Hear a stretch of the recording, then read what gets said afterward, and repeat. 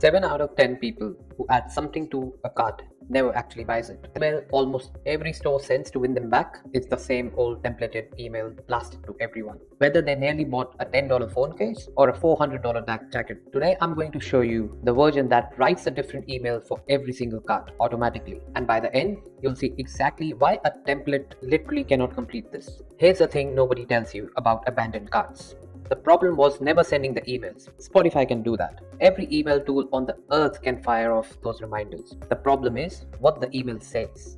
So this email on the right says exactly same thing to anyone who's buying a $10 thing versus who's buying some luxury item worth $500. But both of them left for different reasons. A person buying a $1 phone case might have just forgot about it or just being lazy. The person who's buying a $500 luxury bag needs a bit of convincing, and the online store cannot do the convincing. That's why the average recovery email converts like garbage. And I know what some of you are thinking. Shopify already has an abandoned cart recovery built in. You're right. Shopify does have that feature, and it's good with that, to be honest. It's good with sending, the timing, the unsubscribe handling, and I'm not telling you to throw that away. But look what Shopify calls personalization. If you go in the edit, all you can personalize is the first name and the image of the product. You can't really personalize anything else. The words, the template, it will be same for all the carts. It's a fill in the blanks. What I'm about to show you doesn't fill in the blanks. It writes the whole email from the scratch for the specific cart every time. So let me just show you the working first, then I'll show you how it is built. This is the whole thing running right now. It's pulling the carts people actually abandoned on the store, and for each one, it's writing its custom recovery email and sending it. Here's the first one. Someone abandoned a cart, oversized linen shirt. Read that. It names the t-shirt and looks at the angle.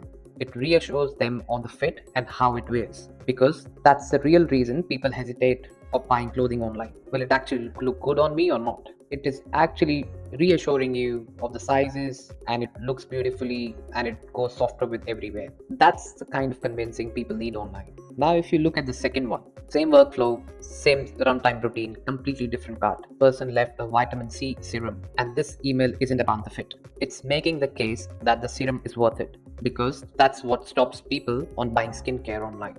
It's giving you some of the benefits of what it does and how it will help you for the daily use. 2 emails, same system, 0 templates. And you get a log of what you keep sending so that you can refer back to it every time. Because the AI can read the cart and figure out what each shopper was actually worried about, both the emails, one of them sold fit, another email sold the worth. Shopify's template physically can't do that, and that gap is money. The cart that comes back instead of carts that don't. So, how it is built? Let me walk you through this one by one and show you exactly how to build that node by node. I just want you to see the machine, because once you see it, you'll get why using the ChatGPT is just not the thing. And just the built-in tool, and you realize what the built-in feature of Shopify is missing. Let's start here. On a schedule, Shopify asks a simple question: who started a checkout and didn't finish? And this is the first detail that matters. Shopify doesn't have a cart abandoned alarm that goes off. Abandonment is just time passing. So instead of waiting for an event that never comes, we go and ask. Small thing, but it's kind of thing that trips people up. And when the Shopify answers, it's hand back everything we need that was in the cart. Customer's email, title, link that drops in straight back into their checkout, their address, their emails, everything that matters.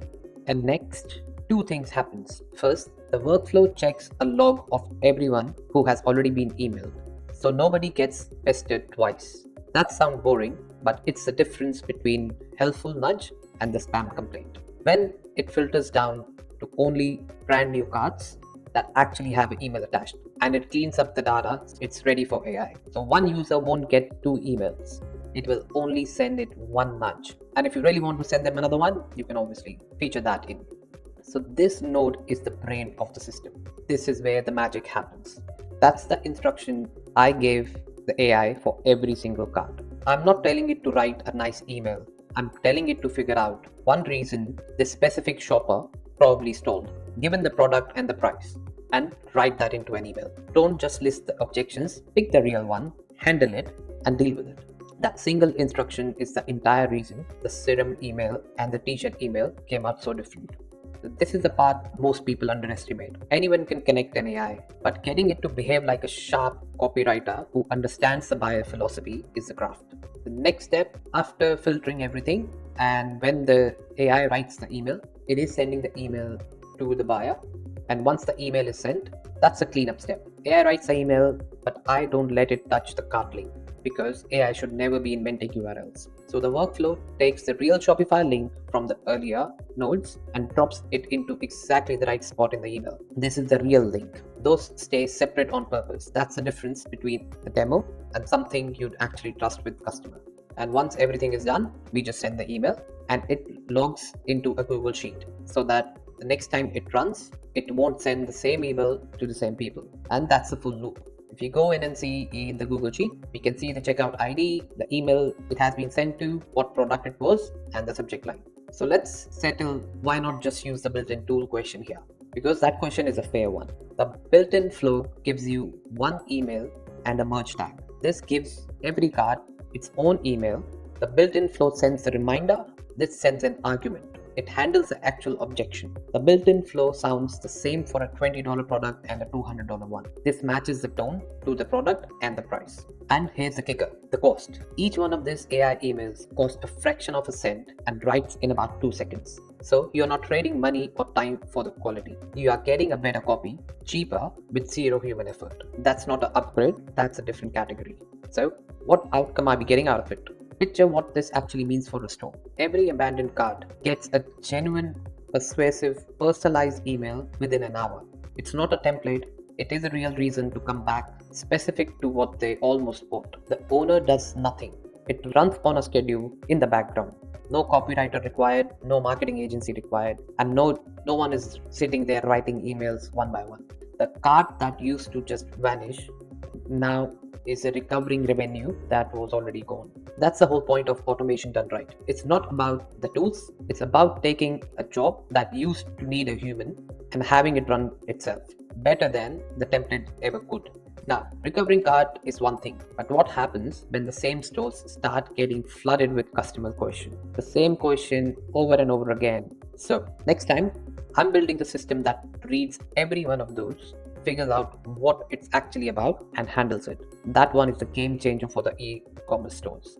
And if you want to run this abandoned cart system on your own store and package the entire workflow, you can import it straight into it, no building required, and it's completely free. Link is in the description. Grab it, plug it in your store so that you've got the AI recovery running today. If this was useful, do subscribe.